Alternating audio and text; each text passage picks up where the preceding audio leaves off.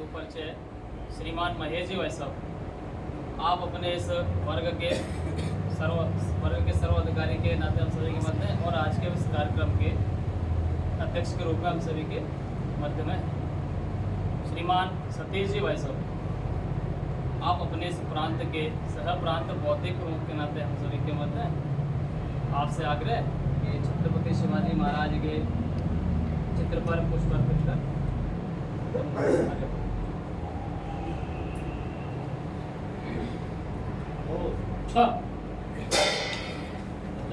देवराजा 1 2 3 1 2 3।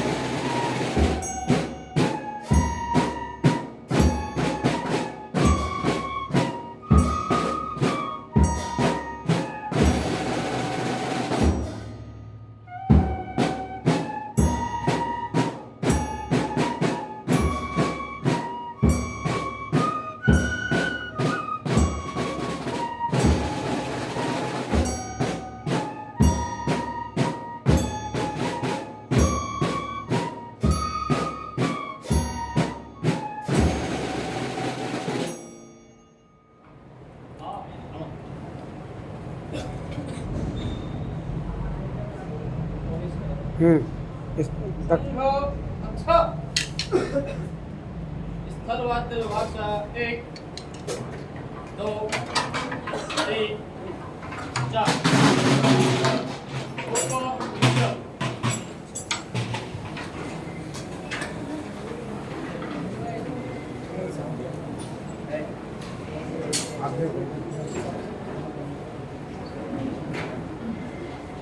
श्रीमान सतीश जी भाई साहब से आग्रह है कि आज के अपने इस श्री हिंदू साम्राज्य उत्सव पर कुछ का विषय आपने आज के विषय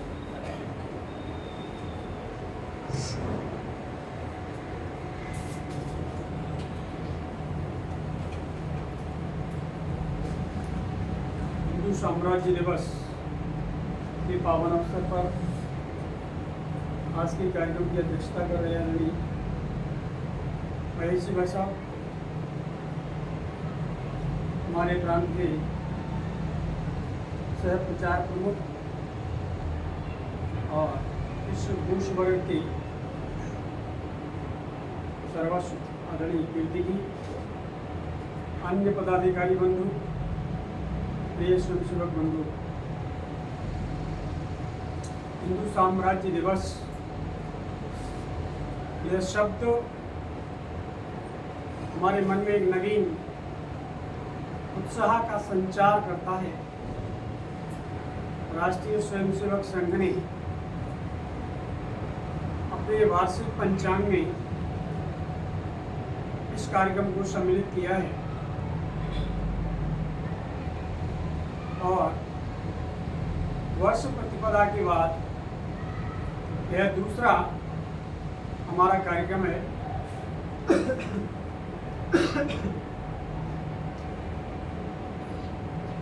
साहित्यकार लिखता है कि धूप अंधेरा पार कुछ दिखता नहीं है, धूप अंधेरा पार कुछ दिखता नहीं है, मगर आशा का दिया कभी बुझता नहीं है। फिर कहीं सूर्य भेदेगा तिमिर को, रात का जीवन सदा रहता नहीं है। निश्चित रूप से यह जो कालखंड है छत्रपति शिवाजी महाराज का, सारा देश मुगलिया अत्याचारों से त्राह कर रहा था और उस समय एक इस प्रकार का निराशा का, हताशा का वातावरण सारे देश में व्याप्त था कि कहा जाता था कि दिल्ली सरोबा जगदीश सरोबा, जो दिल्ली का सुल्तान है वह सारे विश्व का मार्गदर्शन करने वाला है, उसके खिलाफ कुछ नहीं बोला जा सकता। इस प्रकार का निराशा का भाव यह हिंदू समाज में व्याप्त हो चुका है। ऐसे समय में दिल्ली में औरंगजेब का शासन, गोलकुंडा की निजामशाही, बीजापुर की आदिल शाही, अबिसिनिया का सिद्दी जौहर और अंग्रेज, ये 5 प्रकार की शक्तियां छत्रपति शिवाजी महाराज को किस प्रकार से नष्ट कर दिया जाए इस पर तुली हुई थी। और ऐसे समय में एक छोटी सी मावलों की सेना लेकर उन्होंने सबसे जो संघर्ष किया है वह अपने आप में बेजोड़ है। दुनिया के इतिहास में इस प्रकार का एक भी दूसरा उदाहरण नहीं है। छत्रपति शिवाजी महाराज ने अपने जीवन में 276 लड़ाइयां लड़ी और 276 लड़ाइयां उनके नाम जीत का रिकॉर्ड दर्ज है। ये बात और है कि हमारा इतिहास हमें ये बताता नहीं है। दुर्भाग्य ये है कि 1947 में जब देश आजाद हुआ तो हमारे देश का शिक्षा मंत्री एक ऐसा व्यक्ति बना जिसका भारतीय संस्कृति से कोई लेना देना नहीं है, जो अरब में पैदा होता है और भारतवर्ष का, जिसने दुनिया को वेद दिए, जिसने दुनिया को आर्य संस्कृति दी, जिसने दुनिया को परिवार व्यवस्था दी, जिसने दुनिया को शून्य दिया, दशमलव दिया। पाइथागोरस से 1000 साल पहले जिसने दुनिया को वह प्रमेय दी, उस देश का शिक्षा मंत्री अरब में पैदा हुआ अबुल कलाम बनाया गया। वो हमको हमारे इतिहास से क्यों परिचित होने देता? ये दुर्भाग्य है इस देश का। वह बीभत्स कालखंड जिसमें एक बालिका पूजा का थाल लेकर के मंदिर की ओर जाती है, कोई सिरफिरा मुगलिया सैनिक उनके थाल को लात मार करके धूल धूसरित कर देता है और छोटी सी बालिका घर आकर के अपने पिता को शिकायत करती है। इतनी उद्दंडता समाज में बढ़ गई है कि हम अपने श्रद्धा के केंद्र तक जा भी नहीं सकते, अपने आराध्य की पूजा तक नहीं कर सकते। हमारे जीवन का क्या मतलब है? पिता पूछता है क्या बात हो गई? मैं देखता हूं कि तुम्हारे साथ ही बदतमीजी किसने की? तो वो बताती है कि हमारे मंदिर के मार्ग में और आदिल शाह के सैनिकों ने इस प्रकार की बदतमीजी की है, हमारी पूजा के थाल को धूल धूसरित कर दिया। पिता सुनकर के चुप हो जाता है, अपने भाई के पास जाती है और भाई को बताती है कि इस प्रकार का अपमान हुआ है मेरा। मंदिर जाते समय भाई यह सुनकर के आग बबूला हो जाता है। अगले ही क्षण जैसे पता चलता है कि नवाब के सैनिकों ने यह हरकत की है तो वह भी नीचे को गर्दन डाल लेता है। वह बालिका उसके सामने केवल और केवल अपने श्रद्धा केंद्र के अतिरिक्त और कोई आशा का केंद्र नहीं रहता। वह अपने आराध्य देव के पास जाती है और अर्चना करती है कि मेरे पिता और मेरे भाई के अंदर वो सामर्थ्य नहीं है जो इस प्रकार की अनुशासनहीनता का प्रतिकार कर सके। मुझे इस प्रकार का सुहाग देना जो भारतीय अस्मिता की रक्षा कर सके, भारतीय मानदंडों की रक्षा कर सके। उनका विवाह होता है और विवाह के बाद पति से जो आकांक्षा थी वह भी पूरी नहीं होती। तो माँ तुलजा भवानी के मंदिर में जाती हैं, दादा कोणदेव उनकी परिवरिश में, और माँ तुलजा भवानी से आराधना करती है मुझे ऐसा पुत्र देना जो संपूर्ण मोलिया सल्तनत के अत्याचारों को नष्ट करने में समर्थ बने। दादा कोणदेव उनको गर्भावस्था में ही रामायण और महाभारत की कहानियां सुनाते हैं और फिर एक बालक जन्म लेता है जिसको हम शिवा के नाम से जानते हैं, जो भगवान शंकर के प्रसाद के रूप में उनको मिला। और उस शिवा ने प्रारंभ से ही, बचपन से ही किलों को जीतने का यह खेल अपने साथियों के साथ खेलना शुरू किया। 16 वर्ष की अवस्था आते आते उन्होंने किले को जीतने का क्रम, तोरण का किला जीत लिया, एक दो और किले जीत लिए। तमाम आदिल शाही परेशान होने लगी। एक दिन अपने पिता के साथ जाते हैं दरबार में, पिता जाकर के जोहार साहब करते हैं। इस बालक ने उस छोटे से दरवाजे में पहले सिर नहीं, पहले पैर रखा और किसी बादशाह को सलाम नहीं किया। बादशाह आग बबूला हो जाता है, ये कैसा तुम्हारा लड़का है? तो पिता कहते हैं कि ये अभी दरबार कायदे कानून को जानता नहीं, मैं घर जाकर के बता दूँ। घर जाकर के पिताजी गुस्सा होते हैं। छत्रपति शिवा महाराज कहता है मैं ऐसे किसी बादशाह को सलाम नहीं कर सकता जिसकी श्रद्धा हमारे मान बिंदुओं में नहीं है, जो हमारे श्रद्धास्पदों का आदर नहीं कर सकता, हमारे मंदिरों को तोड़ने का जो कार्य करता है, तुल्या भवानी का जो अपमान करता है, ऐसे किसी भी बादशाह को मैं कभी सलाम नहीं करूंगा और आज के बाद कभी किसी मुगलिया दरबार में जाऊंगा नहीं। और उस व्यक्ति ने 52 किलों को जीता। किसान मालवा को, मजदूर मालवा को, गरीब मालवा को अपनी सेना में शामिल कर दिया और उस मुगलिया सल्तनत को दो हाथ करने का ये साहस दिखाया।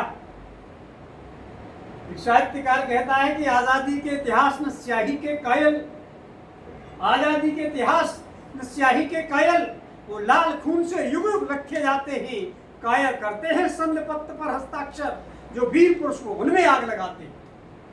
यह कार्य छत्रपति शिवाजी महाराज ने करके दिखाया। वो हैदराबाद का निजाम आदिल शाह एक 20,000 की सेना लेकर के अफजल खान को भेजता है, इसको पकड़ करके लाना है। वो कहता है कि मैं घोड़े पर सवार हुए उसको पकड़ करके कांख में दबा करके ले आऊंगा। छत्रपति शिवाजी महाराज को समाचार मिलता है, वह पत्र लिखता है कि मैं आपसे किसी प्रकार का युद्ध नहीं करना चाहता और मैं चाहता हूं कि आप भी और पूरे स्वाभिमान के साथ राज्य करें।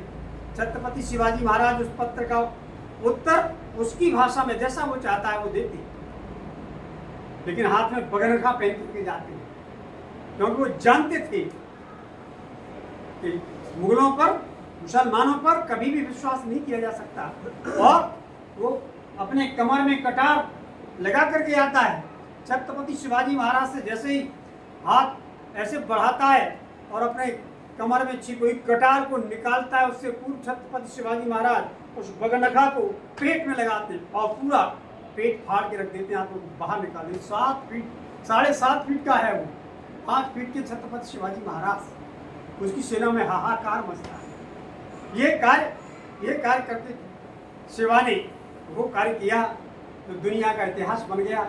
उनकी जो गुरिल्ला पद्धति है, आज विदेशों के तमाम लोग उस गुरिल्ला पद्धति का अध्ययन करने के लिए भारतवर्ष में आते हैं। तो 1630 में जन्मा यह बालक और लगभग 44 वर्ष तक संघर्ष करते हैं। किस प्रकार से औरंगजेब की तमाम, महाराजा जय सिंह आता है और उनको पकड़ करके ले जाते हैं संधि के अनुसार, और वहां जाकर के बड़े दरबार में उनको मिर्जा राजा जय सिंह उनको वहां खड़ा करते हैं जहां पर अन्य दरबारी लोग खड़े हैं। छत्रपति शिवाजी महाराज को कैद किया और वह अपने व्यवहार से, वह जो सेवा में लगे हुए हिंदू कार्यकर्ता हैं उनसे इस प्रकार की बातें करते हैं, उनको हिंदू स्वाभिमान से परिचित कराने का कार्य करते हैं और किसी प्रकार से किले से बाहर निकल कर आते हैं, अपने पिता को कैसे छुड़ाते हैं। यह सारा कार्य छत्रपति शिवाजी महाराज ने किया और 1674 ईस्वी में हिंदू पद पातशाही की स्थापना की। एक ऐसा उदाहरण देश के सामने रखा कि हिंदू भी कोई राजा हो सकता है। ऐसे यह हिंदू पद पातशाही की स्थापना का आज दिवस है, हिंदू साम्राज्य दिवस है। हम हिंदुओं के लिए स्वाभिमान का दिन, भारतीय अस्मिता के लिए जिसने अपना सर्वस्व न्यौछावर किया, इस प्रकार के छत्रपति शिवाजी महाराज को आज प्रणाम करने का दिन है, उनके आगे शीश नवाने का दिन है। एक साहित्यकार यूँ कहता है कि जो देश अपने महापुरुषों को भूलता है, जो देश अपने उसकी संस्कृति नहीं रहती। वो ये कहता है कि पूजे न शहीद गए अब तो, पूजे न शहीद अब तो, यह पंथ कौन अपनाएगा, तोपों के सम्मुख कौन अकड़ अपनी छातियां अड़ाएगा, चूमेगा फंदे कौन, गोलियां कौन बख्श पर खाएगा, अपने हाथों अपने मस्तक फिर आगे कौन बढ़ाएगा। निश्चित रूप से आज हमारे लिए एक गौरव का दिन है कि हम अपने महापुरुषों को श्रद्धा के साथ शीश नवाएं, उनके जैसा हम भी बने, परमात्मा से प्रार्थना करें। आने वाला समय ये भारत के गौरव का समय है और इस गौरव को प्राप्त करने में आपकी जवानी, आपका तेज, आपका होश, ये समाज को, राष्ट्र को मिलना चाहिए। राष्ट्रीय स्वयंसेवक संघ ने सारे देश के अंदर उसी शौर्य को जगाने का कार्य किया है। हमने अपनी प्रार्थना की दूसरे श्लोक की प्रथम पंक्ति में, प्रभो शक्ति मन हिंदू राष्ट्रांग भूता इमे सादरन त्वान नमामो वयम। परमात्मा के कौन से स्वरूप की याचना की? परमात्मा के सर्वशक्तिमान स्वरूप की आराधना की।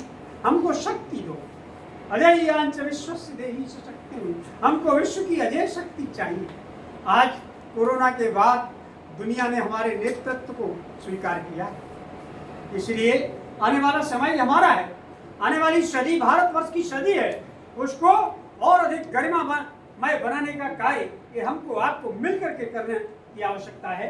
और अधिक न कह करके चार पंक्तियां कह करके अपनी बात को विराम देता हूँ कि जब जब सो जाता रक्त देश का कभी विलासी रागों से, जब जब सो जाता रक्त देश का कभी विलासी रागों से, जब बंध जाता तारुण्य देश का कभी रेशमी धागों से, जब प्राची के उगते सूरज गिर जाते घने कुहासों से, तब नई क्रांति का नया तूरिले हमें बजाना पड़ता है। तब सोई तरुणाई को फिर हमें जगाना पड़ता है। भारत माता की जय।